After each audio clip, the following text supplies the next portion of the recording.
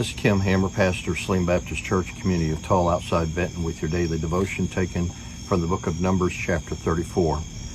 Numbers chapter 34 deals with the boundaries of Canaan, the promised land which the nation of Israel is about to enter.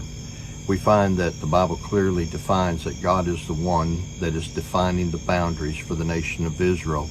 One thing that's interesting to note is when you look at the boundaries defined in Numbers chapter 34 and the actual space that Israel occupied, that the borders or the boundaries were greater than the space that they occupied. One thing that's also interesting to know is when you go to the book of Acts chapter 17 and verse 26, the Bible says, "For one man he made every nation of men that they should inhabit the whole earth, and he determined the time set for them and the exact places where they should live." God was determining the exact place that he wanted the nation of Israel to exist as his chosen nation in the land that he chose for them to live in.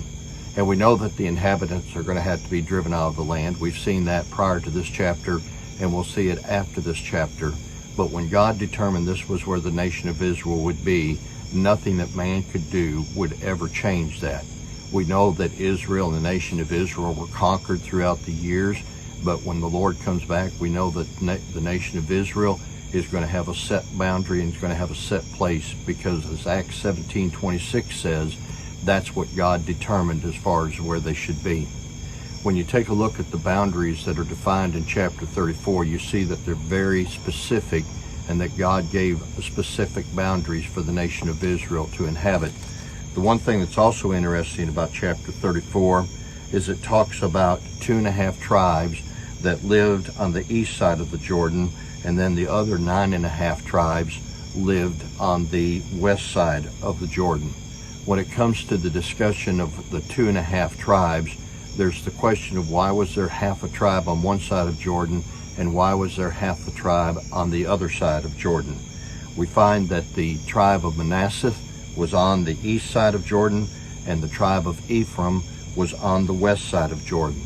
When you go to the book of Numbers, chapter 3, verses 12 through 13, you find this is the reference to where God told the Levite nation that because he gave them specific cities to live in that we looked at yesterday in chapter 35, which was the 48 cities, 6 of which were the cities of refuge, that God removed them from the picture as far as having a specific boundary or specific portion of the land that God was distributing among all the tribes of Israel. And so when he removed the tribe of Levi, that created a vacuum, if you would. Now when you take a look at the fact that Joseph had 2 sons, and you look at they're both mentioned in Numbers chapter 34, it stands to reason that the tribe of Levi was divided in half. Half went to Manasseh, and the other half went to Ephraim. And therefore you have the half tribes that make up one tribe, but they were divided by the Jordan. When you take a look at the end of the chapter, one thing that is also interesting is that God specifically mentioned who it was that he wanted involved in the distribution of the land. Previous, we know that God had done a census of the nation of Israel and that the land was going to be given out proportionate to the size of the tribe.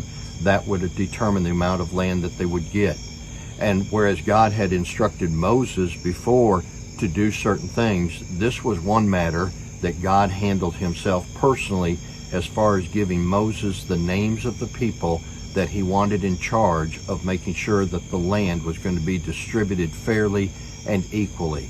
It wasn't that he didn't trust Moses to do it. In fact, I think if anything, he removed Moses from the pressure of having to make the decision of who was to be chosen to oversee the distribution of that land. And so God took the matter into his hands personally, and he specifically named the individuals that he wanted to be doing the distribution of the land. And it says in the last verse of the chapter, "These are the men the Lord commanded to assign the inheritance to the Israelites in the land of Canaan." God handled this one personally. I just want you to think about this. The quality of the individuals that God picked to do this job must have been out the roof.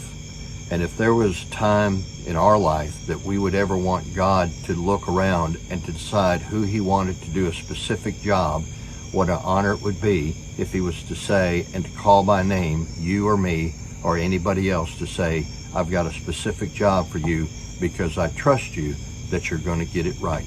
These men drew the trust of God that he handpicked them himself and gave them that responsibility. Hope you have a great evening.